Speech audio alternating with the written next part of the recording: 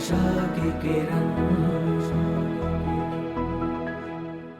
ભક્તો, જ્યાં તમારું દિલ માને કોઈ સંતને જીવન સોંપજો અને કહેજો કે મેં તમને જીવન સોંપ્યું છે, મારું ધ્યાન રાખજો.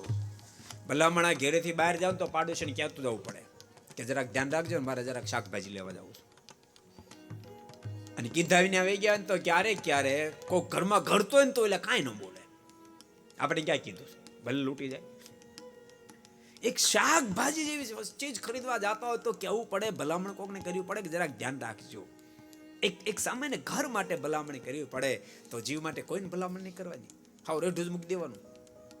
રેઢું મૂકી દો તો પછી કામ, ક્રોધ, લોભ, સ્વાર્થ, સ્નેહ, માન, ઈર્ષા, કેટલા શત્રુઓ ચોર ઉભા છે.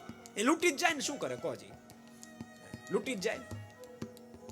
કોઈને કહેજો, કહી રાખવું મેં તમને જીવ સોંપ્યો છે, મારા જીવનની ક્યાંક ઉણપ હોય તો મને કહેજો, મને મોક્ષના પથે હકાલજો, તો મોક્ષના પથ ઉપર હલાશે, નહીં તો નહીં ચલાય. ભગવાનના ભક્તો, બહુ સાચું કહું, ભગવાનના ખરેખર કોઈને કોઈ સંત સાથે તમે જીવ જોડશો ને ત્યારે જ એ માર્ગે ચલાશે. એને તમે દૂર જશો, જીવન તમારું બદલાઈ જશે, તુરંત દેખાશે બદલાઈ રહ્યું છે, બદલાશે.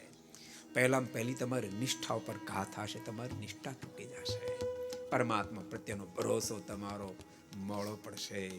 અને ભગવાન ઉપરનો ભરોસો મોળો પડે, ધંધો મોળો પડે તો આવક મોળી પડે કે ન પડે? જય સ્વામિનારાયણ.